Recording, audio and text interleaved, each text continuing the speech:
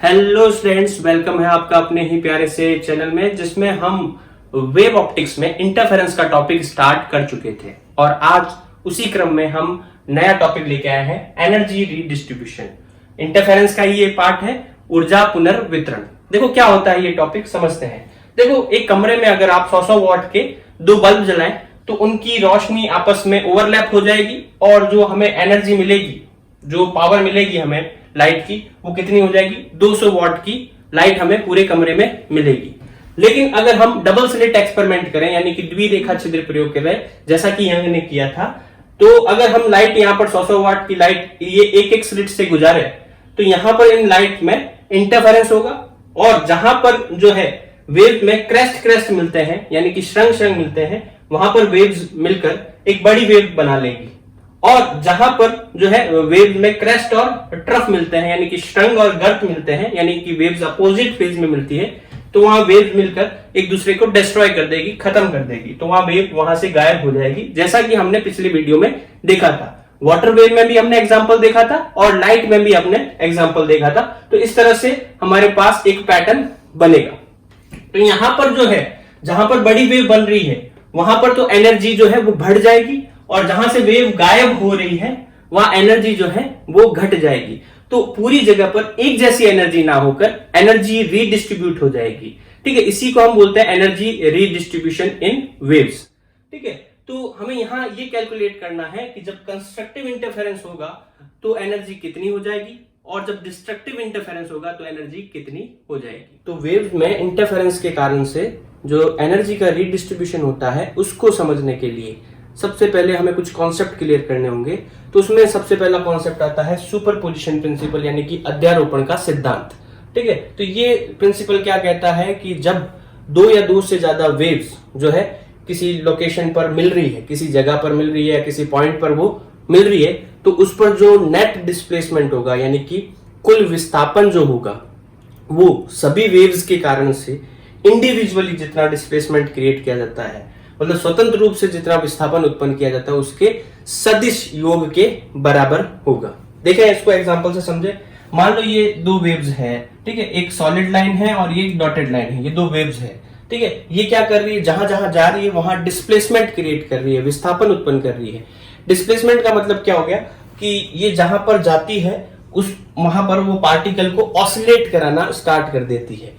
Particle का oscillate करने का मतलब क्या हो गया कि वो अपनी माध्य स्थिति से थोड़ा ऊपर या थोड़ा नीचे की तरफ आता है।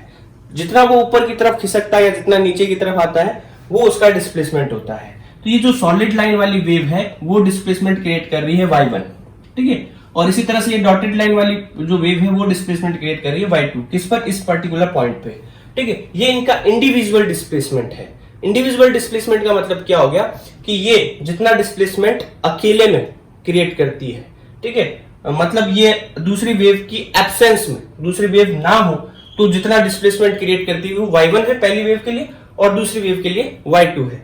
जब ये दोनों आपस में मिलेगी एक जगह पर तो जो नेट डिस्प्लेसमेंट होगा, ये एक पार्टिकल को y1 डिस्प्लेसमेंट देगी, ये y2, दोनों ऊपर की तरफ दे रही है, तो नेट डिस्प्लेसमेंट जो होगा वो y1 प्लस y2 हो जाएगा। सिमिलर वे में अगर ये अपोजिट फेज में मिले, एक y1 ऊपर की तरफ डिस्प्लेसमेंट क्रिएट करे, एक y2 नीचे की तरफ डिस्प्लेसमेंट क्रिएट करे, तो नेट डिस्प्लेसमेंट जो होगा वो y1 माइनस y2 हो जाएगा। तो सेम डायरेक्शन में ऐड हो रहे हैं, अपोजिट में सब्सट्रैक्ट हो रहे हैं। इसका मतलब ये एज ए वेक्टर बिहेव कर रहे हैं। देखो यहां पर इसको माइनस y2 की जगह हम ऐसे लिख सकते हैं y1 प्लस माइनस का y2।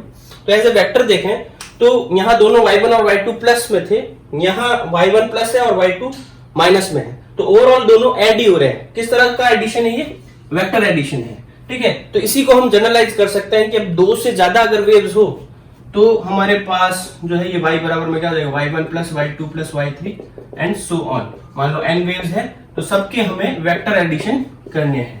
ठीक है, ये कहलाता है सुपरपोजिशन प्रिंसिपल। तो वेव्स में एनर्जी रीडिस्ट्रीब्यूशन को समझने के लिए एक बार हम वेव इक्वेशन और फेज एंगल का कॉन्सेप्ट रिवाइज कर लेते हैं। आप में से कई स्टूडेंट्स जो है इससे फेमिलियर होंगे, उनको अच्छे से ये आता होगा। कई स्टूडेंट्स का कंफ्यूजन रहता होगा, तो आप इनको हम जल्दी से एक बार रिकॉल कर लेते हैं। ठीक है, तो हमें ये पता है कि कोई भी पार्टिकल जब अपने एक पॉइंट के, एक फिक्स पॉइंट के इर्द गिर्द ऊपर नीचे ऑसिलेट करता है, एक सरल रेखा में दोलन करता है, तो उसको हम एसएचएम कहते हैं, सिंपल हार्मोनिक मोशन कहते हैं। और उसकी जो इक्वेशन हम जनरली लिखते हैं वो क्या लिखते हैं, y बराबर में a sin ओमेगा t लिखते हैं। यहाँ y क्या है, वो पार्टिकल जो ऑसिलेट कर रहा है किसी मोमेंट पर, कितना उसका डिस्प्लेसमेंट है, कितना उसका विस्थापन है, उसको y से डिनोट करते हैं। a, कैपिटल A क्या है यहाँ पर, कैपिटल A जो है इसका आयाम है, एम्पलीट्यूड है, ठीक है। आयाम का मतलब क्या होता है, वो मैक्सिमम उसका कितना डिस्प्लेसमेंट हो सकता है, मतलब ये यहां तक जाएगा और फिर वापस नीचे आ जाएगा, ये इसकी एक्सट्रीम पोजीशन है, चरम स्थिति है, ठीक है। फिर ये वापस नीचे आ जाएगा, ये ए मैक्सिमम डिस्प्लेसमेंट जो हो सकता है वो आयाम या एम्पलीट्यूड है। ओमेगा टी यहाँ पर क्या है, ओमेगा टी यहाँ फेज एंगल है। देखो फेज वर्ड का मतलब होता है कि पार्टिकल जो है किसी मोमेंट पर किस पोजीशन पर है उसको शो करने वाला एंगल फेज एंगल होता है, ठीक है। हम देखते हैं जब ये पार्टिकल ऑसिलेट कर रहा है तो इसके ऑसिलेशन में अप्स एंड डाउन्स हो रहे हैं, ठीक है। जैसे हमारी लाइफ में अप्स एंड डाउन्स होते हैं तो उसको हम बोलते हैं हमारी लाइफ का एक फेज है, वैसे ये पार्टिकल का एक फेज है, अप्स एंड डाउन्स, ठीक है। तो किसी मोमेंट पर वो किस फेज में है उसको शो करने के लिए ये एंगल काम आता है। ये एंगल अगर हम 0 कर दें तो पार्टिकल कहां होगा, 0 पे होगा। ये एंगल अगर 90 कर दे तो वो कहां होगा, एक्सट्रीम पे होगा। तो ये उसकी फेज को शो कर रहा है, इसलिए इसको फेज एंगल बोला।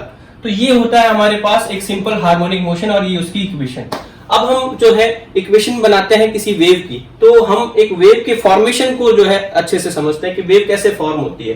तो हमने एक स्ट्रिंग, एक रस्सी को एक दीवार से बांध दिया और उसमें हम क्या कर रहे हैं, ऐसे एक झटका दे रहे हैं। उस मोमेंट को हमने कैमरे पर कैप्चर कर लिया, ठीक है। तो हमने देखा कि पहले मोमेंट में हमने क्या किया, हाथ ऊपर लेके गए तो रस्सी की शेप जो है वो ऐसी हो जाएगी। जैसे हम हाथ वापस नीचे लेके आएंगे ये वाला हिस्सा आगे जा चुका होगा और रस्सी की शेप इस तरह से हो जाएगी। फिर हम हाथ नीचे लेके जाएंगे तो ये वाला हिस्सा आगे जा चुका होगा और रस्सी की शेप ऐसे हो जाएगी। और सिमिलरली लास्ट में जो हम पूरा राउंड ले लेंगे तो रस्सी इस तरह का शेप ले चुकी होगी। अब आप इसमें एक एक पार्टिकल के मोशन को गौर से देखो। यहाँ जो पार्टिकल हमारे हाथ में है उसको देखो, पहले वो अपनी मीन पोजीशन पे था, ठीक है, यहाँ पर था मीन पोजीशन पर, फिर वो क्या हुआ, ऊपर आया मतलब एक्सट्रीम पोजीशन पर आया, फिर वापस नीचे आया मतलब वापस मीन पोजीशन पर आया, फिर नीचे आया, नीचे की तरफ एक्सट्रीम पोजीशन पर आया, फिर वापस ऊपर आया। तो मतलब ये क्या कर रहा है, पार्टिकल एसएचएम कर रहा है। ये पार्टिकल एसएचएम कर रहा है तो वो इस इक्वेशन के अकॉर्डिंग लिखना चाहिए इसको हमें, y बराबर में a sin ओमेगा t, जो पहला पार्टिकल हमारे हाथ में। लेकिन अकेला ये पार्टिकल ऑसिलेट या एसएचएम नहीं कर रहा है। अब देखो इस दूसरे पार्टिकल को गौर से देखो, ये अपनी मीन पोजीशन पे था, फिर ये ऊपर आया, फिर ये वापस मीन पोजीशन पे, फिर ये नीचे गया, तो ये भी क्या कर रहा है, ऑसिलेट कर रहा है। यहाँ पर ये पार्टिकल भी आप गौर से देखो तो ऑसिलेट कर रहा है और ये पार्टिकल भी ऑसिलेट कर रहा है, मतलब सारे पार्टिकल ऑसिलेट कर रहे हैं।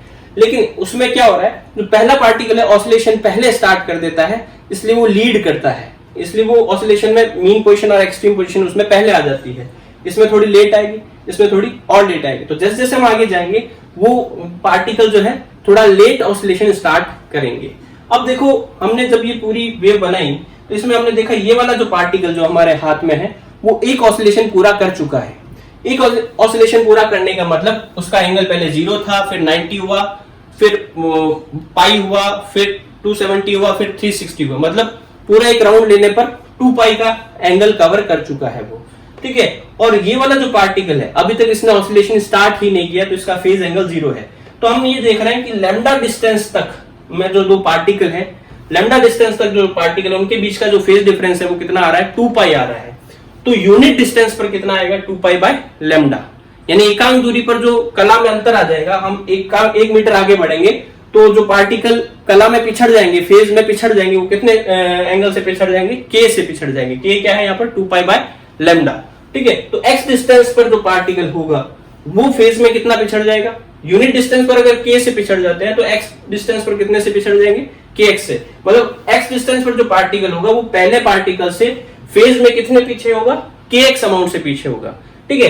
तो अगर हम उसके ऑसिलेशन की इक्वेशन लिखना चाहें तो हमने कहा कि भाई जो पहला पार्टिकल है वो तो y बराबर में a sin ओमेगा t के अकॉर्डिंग ऑसिलेट कर रहा है। जो x डिस्टेंस पर पार्टिकल है उसका फेज एंगल kx अमाउंट से पिछड़ गया, ठीक है। तो उसके लिए इक्वेशन क्या हो जाएगी, y बराबर में a sin omega t minus kx, ये कहलाती है वेव की इक्वेशन। तो यहाँ ये बता रहा है कि ये इसका फेज का जैसे जैसे x आगे बढ़ता जा रहा है वैसे वैसे पार्टिकल फेज में पीछे होते जा रहे हैं। तो यहाँ से हमने एक रिलेशन निकाल लिया कि अगर हमें फेज डिफरेंस निकालना हो तो वो फेज डिफरेंस जो है दो पार्टिकल का, दो कोई भी पार्टिकल के बीच का फेज डिफरेंस होगा वो कितना होगा, kx होगा, ठीक है। k की वैल्यू यहाँ पर कितनी है, 2 पाई बाय लैम्डा। x क्या हो गया, दोनों के बीच की पार्ट डिफरेंस। तो फेज डिफरेंस बराबर में क्या हो गया, 2 pi by lambda into path difference. तो ये रिलेशन हमें ध्यान में रखना है, ये कॉन्सेप्ट हमें अच्छे से ध्यान में रखना है ताकि हम आगे की कॉन्सेप्ट को अच्छे से समझ सके। अब हम दो वेव्स में इंटरफेरेंस का मैथमेटिकल एनालिसिस करते हैं।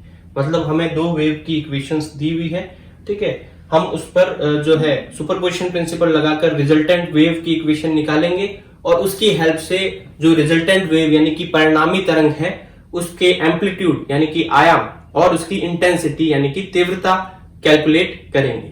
तो देखते हैं कैसे करते हैं। देखो हमारे पास जो है फर्स्ट वेव की इक्वेशन दे रखी है y1 बराबर में a1 sin omega t minus kx। तो जैसा कि हमने वेव इक्वेशन में पढ़ा था कि जो साइन के मल्टीप्लाई में है वो उसका एम्पलीट्यूड है और ये जो एंगल है वो एंगल फेज एंगल को बता रहा है यानी कि कला कोण को बता रहा है। सिमिलर वे में यहां पर भी सेम रिप्रेजेंटेशन है। यहां पर देखो ओमेगा जो है वो एंगुलर फ्रीक्वेंसी को बताता है, एंगुलर फ्रीक्वेंसी जिसको हम क्या लिख सकते हैं 2 पाई f।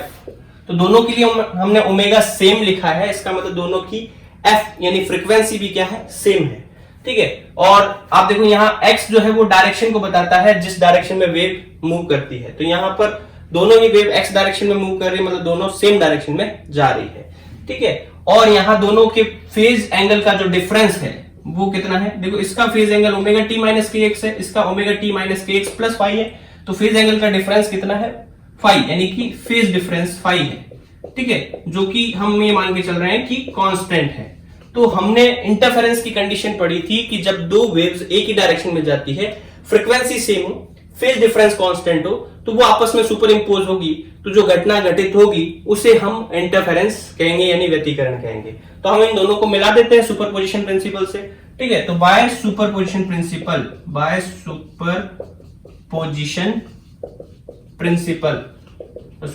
प्रिंसिपल जब हम लगाएंगे तो जो रिजल्टेंट वेव बनेगी यानी कि परिणामी तरंग जो बनेगी वो इन दोनों के सम के बराबर में होगी, इन दोनों के जोड़ के बराबर में होगी। तो इन दोनों को जोड़ लेते हैं हम, ठीक है। तो यहां हमारे पास y बराबर में y1 प्लस y2 हो गया, तो ये हो गया a1 sine omega t minus k x plus a2 sine omega t minus k x plus 5, ठीक है।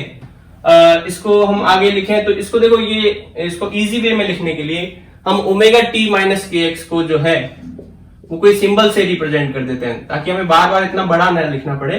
तो omega T minus k x को हम कैपिटल एक्स मान लेते हैं। तो हमारे पास ये y बराबर में क्या हो जाएगा a1 sign x plus a2 sign x plus 5, ठीक है, ये इक्वेशन बनी। अब इसको सिंप्लीफाई करना है, इस समीकरण को हमें सरल करना है।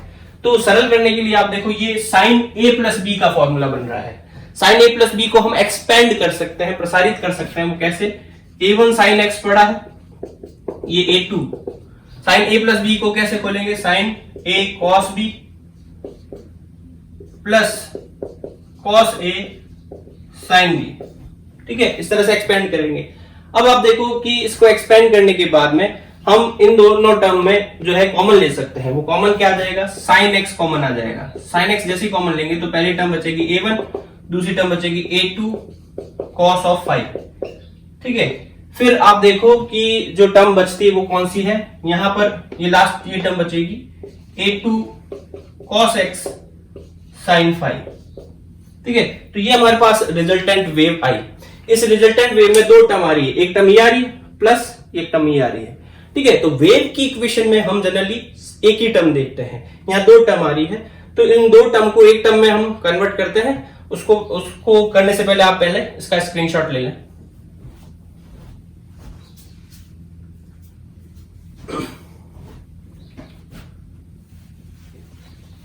तो मैं मिटा देता हूं इसको। अब आप देखो कि ये हमारे पास जो है वेव आई। अब देखो इसको सॉल्व करना है हमें, तो इसको सॉल्व करने के लिए हमें क्या करना पड़ेगा, यहां देखो वापस साइन a प्लस बी का फॉर्मूला लगाना पड़ेगा।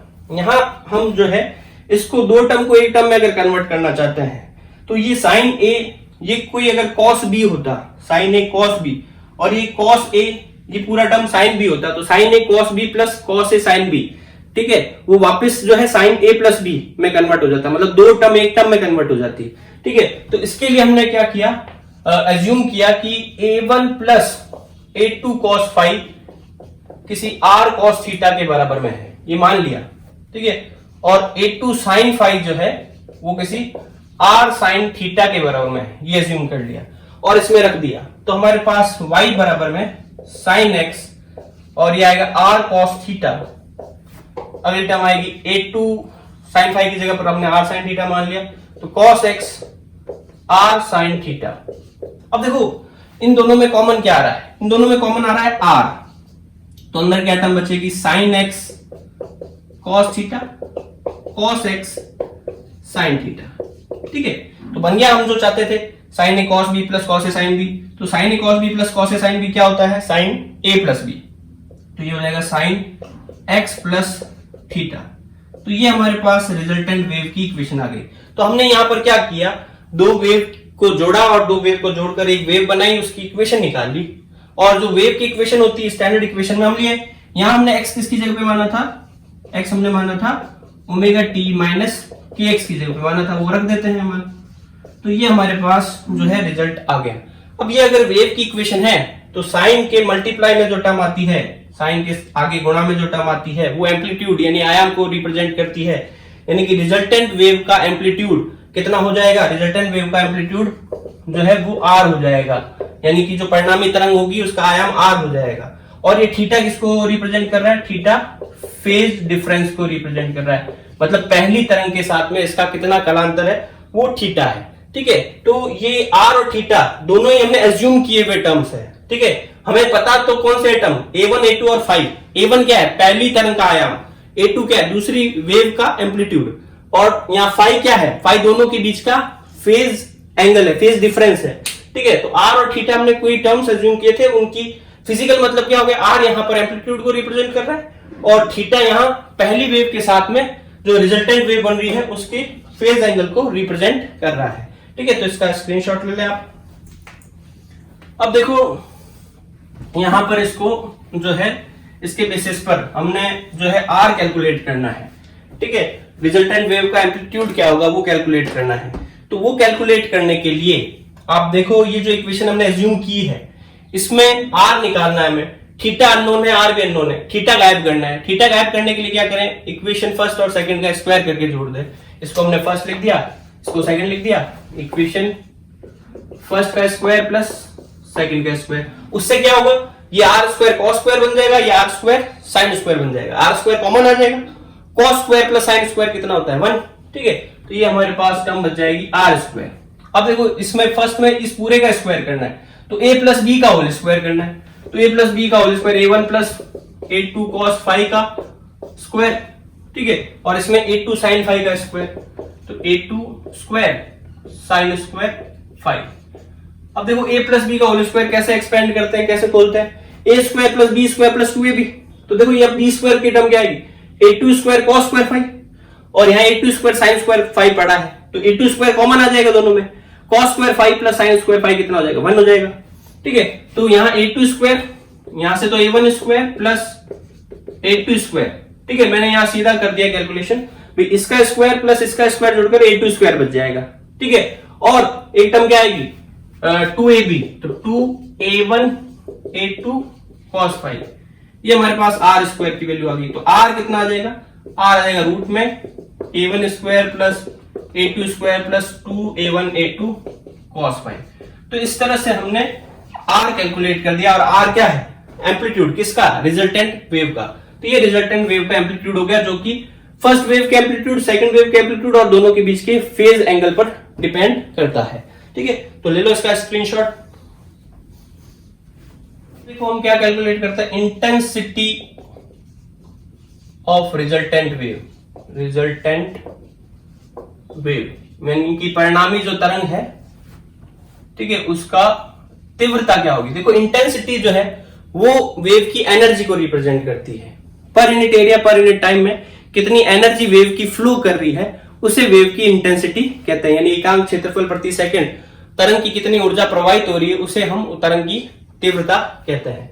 जनरली ये इंटेंसिटी जो होती है वो एम्पलीट्यूड के स्क्वायर के प्रोपोर्शनल होती है, यानी कि तीव्रता जो होती है वो आयाम के वर्ग के समानुपाती होती है, ठीक है। तो पहली तरंग की तीव्रता अगर हम देखें, पहली तरंग की तीव्रता यानी इंटेंसिटी ऑफ फर्स्ट वेव जो है वो I1 बराबर में क्या हो जाएगा, K A1 स्क्वायर। प्रोपोर्शनल का साइन हटाया तो यहाँ कांस्टेंट किया गया, ठीक है। और intensity of second wave, intensity of second wave दूसरी तरंग की तीव्रता अगर हम देखें तो I2 बराबर में क्या हो जाएगा, K A2 square.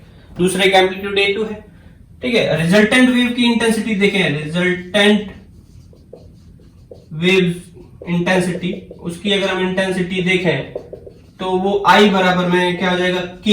Resultant wave का एम्पलीट्यूड कितना है, R, K R स्क्वायर। तो देखो ये R क्या है, अच्छे से नोट कर लो, उसका स्क्वायर करना है हमें, और रिजल्टेंट वेव की इंटेंसिटी आ जाएगी तो क्या आ जाएगी, I बराबर में K R स्क्वायर। स्क्वायर करेंगे तो ये रूट हट जाएगा, तो A1 square plus A2 square plus 2A1 A2 cos of 5, ठीक है। अब यहां पर आप देखो कि हमारे पास इंटेंसिटी का क्या फॉर्मूला बनेगा, K A1 square K A2 square plus 2K A1 A2 cos of 5, ये फॉर्मूला बन रहा है। अब आप देखो K A1 स्क्वायर किसके बराबर में, I1 के बराबर में है, तो ये I1 बन गया। K A2 स्क्वायर किसके बराबर में, I2 के बराबर में है, ये I2 बन गया, ठीक है। अब ये जो टर्म हमारे पास आ रही है 2K A1 A2, इसकी जगह पर क्या लिखेंगे, तो आप देखो यहां अगर हम इसका रूट ले लें, इसी इक्वेशन में हम इसका अगर रूट ले लेते हैं तो हमारे पास जो है क्या आएगा, रूट ऑफ I1 बराबर में क्या आ जाएगा, रूट ऑफ K A1, ठीक है। रूट ऑफ I2 जो होगा वो कितना हो जाएगा, इसका अगर हम रूट लें तो क्या आएगा, रूट में K A2, ठीक है।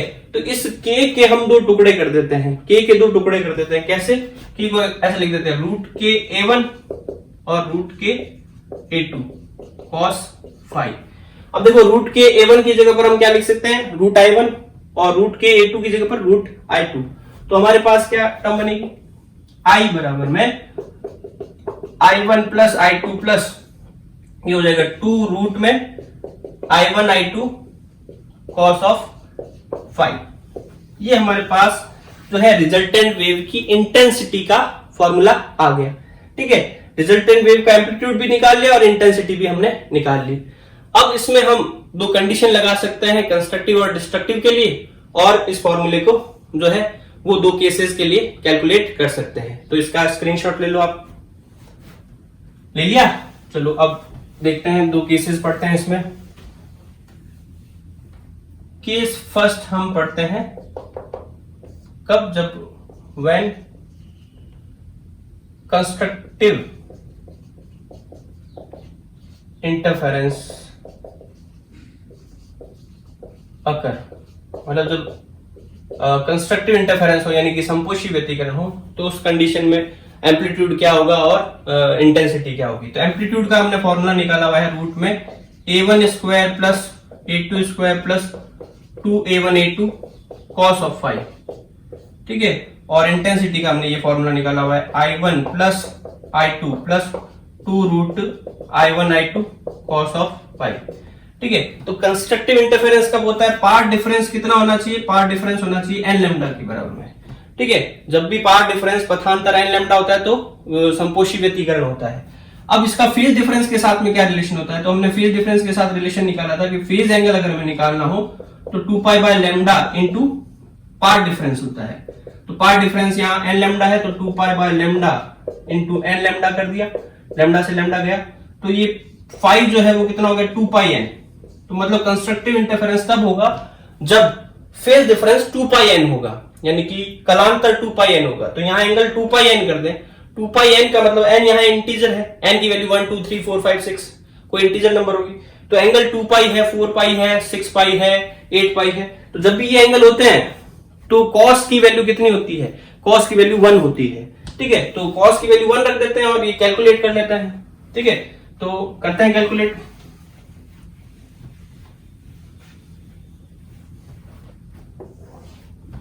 तो यहां पर cos 1 रख देते हैं, cos phi 1 हो गया, तो हमारे पास r जो है वो क्या बन जाएगा, देखो A1 square A2 square 2A1 A2, A square B square two A B, ठीक है, ए प्लस बी का होल स्क्वायर, तो ये बन जाएगा a1 प्लस a2 का होल स्क्वायर का रूट, रूट और स्क्वायर कट जाएंगे तो r बराबर में आ जाएगा a1 प्लस a2, ठीक है।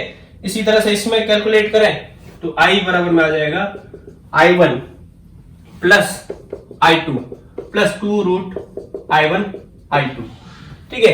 अब देखो इसको हम और सिंप्लीफाई कर सकते हैं, हम इसको ऐसे लिख सकते हैं रूट i1 का स्क्वायर रूट i2 का square 2 root i1 root i2, a square plus B square plus 2ab, a square plus B square plus 2ab क्या होता है, a प्लस बी का होल स्क्वायर, तो root i1 plus root i2 का whole square, ठीक है।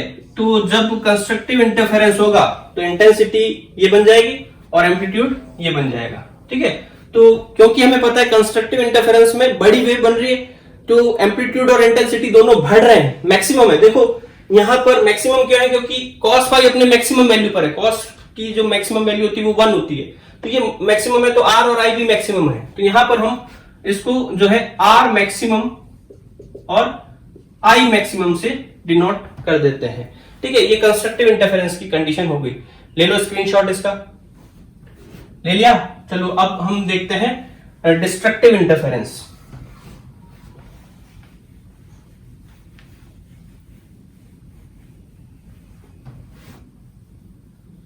अब हम पढ़ते हैं डिस्ट्रक्टिव इंटरफेरेंस। डिस्ट्रक्टिव इंटरफेरेंस, तो डिस्ट्रक्टिव इंटरफेरेंस में देखो हमारे पास r और i के तो फॉर्मूले, मेन जनरल फॉर्मूले तो वही है।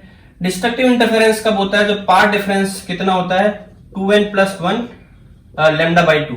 पार्ट डिफरेंस पता हो, फेज डिफरेंस कैसे निकाला जाता है, फेज डिफरेंस होता है 2 pi by lambda into path difference. Path difference कितना है 2n प्लस 1 लैम्डा बाई 2, तो लैम्डा से लैम्डा गया, ठीक है, 2 से 2 गया, तो ये आ जाएगा 2n प्लस 1 पाई, यानी कि यहाँ फेज एंगल जो है वो पाई का ऑड मल्टीपल है। 2n प्लस 1 एक विषम संख्या को बताता है, एक ऑड नंबर को बताता है। n की वैल्यू अगर हम 1 2 3 4 5 रखें तो ये हमारे पास जो है वो 3 5 7 इस तरह से आएगी, तो ये हमारे पास एक ऑड नंबर आएगा, ठीक है, एक विषम संख्या आएगी।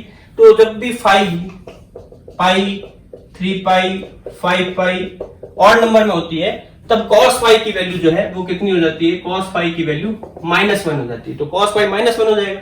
हमारे पास r का फॉर्मूला क्या था, r का फॉर्मूला ये था a1 square a2 square plus 2a1 a2 cos of phi, और i का फॉर्मूला क्या था i1 plus i2 plus 2 root i1 i2 cos of phi. तो जैसे ही हम cos फाई की वैल्यू -1 रखेंगे तो वो उसकी मिनिमम वैल्यू है, ठीक है, तो r और i भी क्या हो जाएंगे, मिनिमम हो जाएंगे। तो डिस्ट्रक्टिव इंटरफेरेंस के केस में जो एम्पलीट्यूड मिनिमम होगा वो r मिनिमम कितना हो जाएगा, यहां जैसे -1 रखेंगे तो a square plus B square minus 2ab, तो a माइनस बी का होल स्क्वायर, ये बन जाएगा a1 माइनस a2 का होल स्क्वायर, इसका रूट, ठीक है, रूट और स्क्वायर कट गया तो ये बन गया a1 माइनस a2, और i मिनिमम कितना हो जाएगा, i मिनिमम हो जाएगा i1 प्लस i2, ये -1 रखेंगे तो माइनस का 2 रूट i1 i2। तो पिछले कैलकुलेशन के बेसिस पर हम इसको ऐसे लिख सकते हैं root i1 minus root i2 का होल स्क्वायर, ये हमारे पास i मिनिमम का फॉर्मूला आ गया, ठीक है। अब ये हमने जो है इंटेंसिटी निकाली, इंटेंसिटी मतलब एनर्जी। तो अब आप देखें कि इंटेंसिटी के फॉर्मूले के बेसिस पे एनर्जी कैसे डिस्ट्रीब्यूट होती है उसको समझते हैं। तो इसका स्क्रीनशॉट ले लो आप। तो इंटेंसिटी और फेज डिफरेंस के बीच में एक रिलेशन निकालने के लिए हम इस एक्सप्रेशन को और सिंपल करते हैं। तो हमारे पास एक्सप्रेशन क्या आया था इंटेंसिटी का, I बराबर में i1 plus i2 plus 2 root i1 i2 cos phi. हम सिंपलिसिटी के लिए मान लेते हैं i1 और i2, यानी कि दोनों वेव जो इंटरफेयर कर रही है उनकी इंटेंसिटी सेम है और वो I0 के बराबर में है। तो ये फॉर्मूले में रख देते हैं हम वैल्यू, तो I बराबर में आ गया I0 plus 2 root I0 cos phi.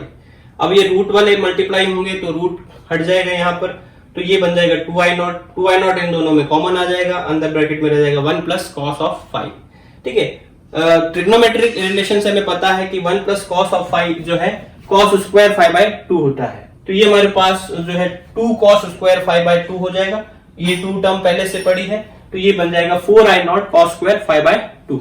ठीक है। अब ये हमारे पास जो रिलेशन आ रहा है उसके बेसिस पे हम आई और फाई के बीच में ग्राफ प्लॉट कर सकते हैं। ग्राफ कैसे आएगा, देखो कॉस थीटा का ग्राफ जो आता है वो इसी तरह से आता है। यहाँ कॉस स्क्वायर है, यानी कि ये टर्म बता रहा है कि यहाँ नेगेटिव वैल्यू नहीं आएगी, आएगी कॉस के ग्राफ जैसी शेप आएगी कॉस स्क्वायर की, लेकिन नेगेटिव नहीं आएगी। तो ये इस तरह से हमने ग्राफ प्लॉट कर दिया।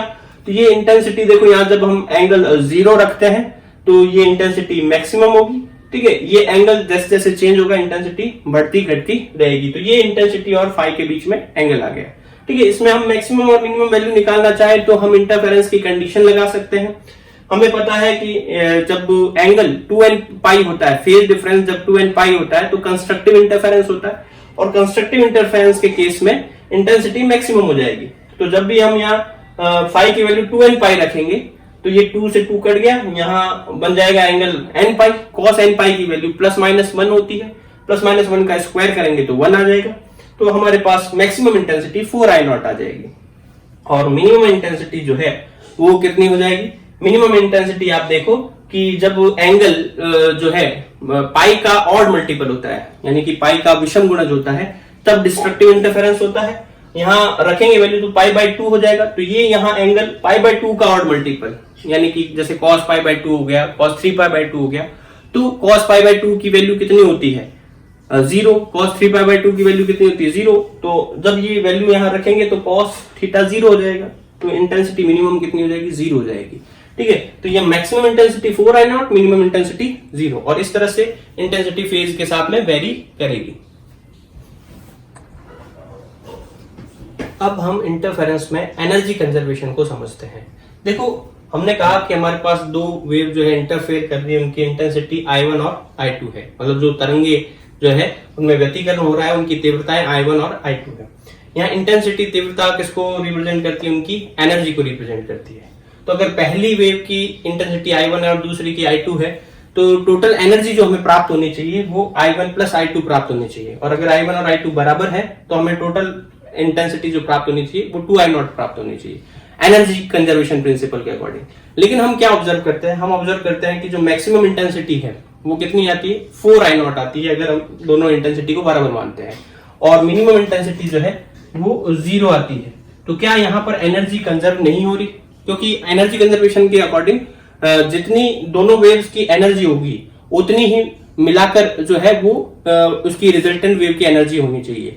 लेकिन यहाँ पर तो उससे 2 गुना ज्यादा भी आ रही है। तो वो कैसे हो रहा है, तो यहाँ पर हम इसको गौर से देखें तो जब कंस्ट्रक्टिव इंटरफेरेंस हो रहा है तो एनर्जी जो है इससे डबल हो गई, दोनों इंटेंसिटी से डबल हो गई, दोनों वेव की जो इंटेंसिटी होती है उनके जोड़ से डबल हो गई। और जब उसी मोमेंट पर डिस्ट्रक्टिव इंटरफेरेंस हो रहा है, विनाशी व्यतिकरण हो रहा है, तो एनर्जी यानी इंटेंसिटी 0 भी हो गई, ठीक है। तो हो क्या रहा है कि डिस्ट्रक्टिव इंटरफेरेंस में जो एनर्जी का लॉस हो रहा है वो कंस्ट्रक्टिव इंटरफेरेंस में एनर्जी का जो गेन हो रहा है उसके बराबर हो जाता है। तो टोटल एनर्जी कंजर्व रहती है। यानी कि हम डिस्ट्रक्टिव और कंस्ट्रक्टिव की एवरेज इंटेंसिटी निकालें। एवरेज इंटेंसिटी कैसे निकालेंगे, I maximum plus I minimum upon 2, दोनों को जोड़कर 2 से डिवाइड कर देंगे तो वो कितनी होगी 4I0 प्लस 0 अपॉन 2, तो कितना आ जाएगा 2I0। यानी कि दोनों वेव की इंटेंसिटी के सम के बराबर ही होती है। तो एनर्जी तो कंजर्व रहती है लेकिन वो रीडिस्ट्रीब्यूट हो जाती है, वो इक्वली डिस्ट्रीब्यूट नहीं होकर जो है कंस्ट्रक्टिव इंटरफेरेंस में एनर्जी बढ़ जाती है और डिस्ट्रक्टिव इंटरफेरेंस में एनर्जी घट जाती है। अब हम जो है इस वीडियो में जो हमने थ्योरी पढ़ी उस पर बेस कुछ एग्जांपल देखते हैं, ठीक है। हमें क्या दिया हुआ है, 2 वेव्स दे रखी है, उनकी वेव्स की इंटेंसिटी का जो रेशियो है वो 9:1 दे रखा है। हमें क्या करना है, उनकी मैक्सिमम और मिनिमम इंटेंसिटी का रेशियो निकालना है। मतलब वो दोनों वेव जब इंटरफेयर करेगी तो उनसे जो वेव बनेगी तो मैक्सिमम इंटेंसिटी कितनी हो सकती है और मिनिमम कितनी हो सकती है, उनका अनुपात ज्ञात करना है। और दोनों की तीव्रताओं का अनुपात हमें दे रखा है 9:1। तो हमें गिवन है कि I1 अपॉन I2 जो है 9/1 है, मतलब पहली और दूसरी तरंग की तीव्रताओं का अनुपात 9:1 है, ठीक है। हमें निकालना क्या है, I maximum upon I minimum, ये फाइंड आउट करना है, ठीक है। तो हमें पता है I मैक्सिमम और I मिनिमम का फॉर्मूला हमें पता है, वो लगा देते हैं हम यहाँ पर। I मैक्सिमम का फॉर्मूला क्या होता है, √I1 प्लस √I2 का स्क्वायर, और I मिनिमम का फॉर्मूला क्या होता है, √I1 माइनस √I2 का स्क्वायर, ठीक है, तो इसमें हम क्या करें, इसमें हम I2 कॉमन ले लें, ऊपर नीचे दोनों तरफ I2 कॉमन ले लें, तो ये क्या बन जाएगा फॉर्मूला, I1 अपॉन में I2 प्लस 1 का स्क्वायर, और यहां पर भी I2 कॉमन ले लिया, रूट I2 कॉमन ले लिया, तो ये क्या हो जाएगा, root I1 upon root I2 minus 1 का स्क्वायर। ठीक है, अब हमें I1 और I2 का रेशियो दे रखा है, I1 और I2 का रेशियो कितना है, 9:1। ठीक है, तो यहाँ वैल्यू रख दे, तो 9/1 उसका रूट लेंगे तो कितना हो जाएगा 3, 3 प्लस 1 करेंगे तो यहाँ होगा 4, और ये 3 माइनस 1 करेंगे तो ये होगा 2, और इसका स्क्वायर, तो ये हो जाएगा 2/1 का स्क्वायर यानी 4:1, यानी कि मैक्सिमम और मिनिमम इंटेंसिटी का जो रेशियो होगा वो 4:1 होगा। अब देखो हमें क्या क्वेश्चन दिया हुआ है, क्वेश्चन ये दिया हुआ है कि दो वेव्स इंटरफेयर करके, दो जो तरंगे हैं व्यतिकरण करके जो तरंगे हमें देती है, परिणामी तरंग देती है, उसकी अधिकतम और न्यूनतम यानी कि मैक्सिमम और मिनिमम तीव्रता यानी कि इंटेंसिटी का जो अनुपात है यानी कि रेशियो जो है वो कितना है 25:16। ठीक है, और हमें ये पूछा है कि जो दोनों वेव इंटरफेयर कर रही है उनकी एम्पलीट्यूड का रेशियो क्या होगा। तो देखो क्वेश्चन हमें क्या दिया हुआ है, हमें दिया हुआ है I maximum upon I minimum, वो दिया हुआ है 25:16। हमें पूछा क्या है कि दोनों वेव के जो एम्पलीट्यूड है A1 अपॉन A2 वो फाइंड आउट करने हैं। ठीक है, तो आप देखो हम ये I maximum upon I minimum का फॉर्मूला लगाएं, तो I maximum upon I minimum, तो I मैक्सिमम और मिनिमम जो थी वो क्या थी भाई, एम्पलीट्यूड जो होता है, इंटेंसिटी जो होती है वो एम्पलीट्यूड के स्क्वायर के प्रोपोर्शनल होती है, इसको हम एम्पलीट्यूड के टर्म में लिखना चाहते हैं, तो हम I मैक्सिमम की जगह पर लिख सकते हैं K इंटू मैक्सिमम एम्पलीट्यूड कितना होता है A1 प्लस A2 का होल स्क्वायर, I मिनिमम कितना होगा K into A1 minus A2 का होल स्क्वायर। ठीक है, अब अपने क्या करेंगे, K से K कैंसिल कर देंगे, तो ऊपर आ गया A1 प्लस A2 का होल स्क्वायर, नीचे आ गया A1 माइनस A2 का होल स्क्वायर। ठीक है, ये हमारे पास टर्म्स आ गई, तो हमने इंटेंसिटी को, मैक्सिमम और मिनिमम इंटेंसिटी को एम्पलीट्यूड के टर्म में लिख दिया। ठीक है, अब हमें कैलकुलेट क्या करना है, हमें A1 और A2 का रेशियो कैलकुलेट करना है, तो हमें maximum I maximum upon I minimum दिया हुआ है कितना है 25/16। हम क्या करें, दोनों तरफ रूट ले लें, तो ये हमारे पास क्या टर्म बन जाएगी वो देखें आप, ये हमारे पास टर्म बन जाएगी रूट में I maximum upon I minimum equals to A1 plus A2 upon में A1 माइनस A2। यहां वैल्यू पुट करें 25/16, तो ये 25/16 का रूट बराबर में A1 प्लस A2 और A1 माइनस A2, तो ये कितना हो जाएगा 5/4 हो जाएगा, ये A1 plus A2 A1 minus A2। ठीक है, क्रॉस मल्टीप्लाई करते क्या रिजल्ट आता है देखते हैं, तो यहाँ क्रॉस मल्टीप्लाई करेंगे तो ये हो जाएगा 5A1 minus 5A2 equals to 4A1 plus 4A2।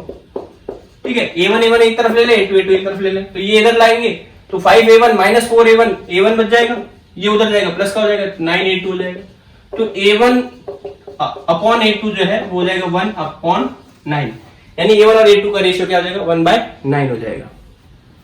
अब देखो आपको क्या क्वेश्चन दिया हुआ है, आपको दो वेव्स दे रखी है, उनकी इंटेंसिटी I0 और 3I0 दे रखी है।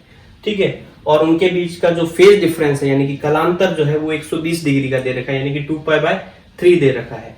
हमें ये पूछा है कि जो उन दोनों वेव के कॉम्बिनेशन से जो वेव बनेगी उसकी रिजल्टेंट वेव की इंटेंसिटी क्या होगी। तो हमें फॉर्मूला पता है रिजल्टेंट वेव की इंटेंसिटी का, I बराबर में क्या होता है I1 plus I2 plus 2 root I1 root I2 cos of phi, ये फॉर्मूला होता है। अगर हमें मैक्सिमम मिनिमम निकालना होता है तो हम cos फाई की जगह पर +1 या -1 रख देते हैं, जनरल फॉर्मूला हमारे पास ये होता है। ठीक है, अब हमें वैल्यूज दे रखी है, वैल्यू पुट करनी है और रिजल्ट निकालना है, तो यहां पर आप देखो I1 कितना दिया हुआ है I0, I2 कितना दिया हुआ है 3I0 प्लस 2, ये आ गया I0, ये आ गया रूट में 3I0। ठीक है, और ये cos ऑफ फाई, तो cos 120 डिग्री दे रखा है हमें।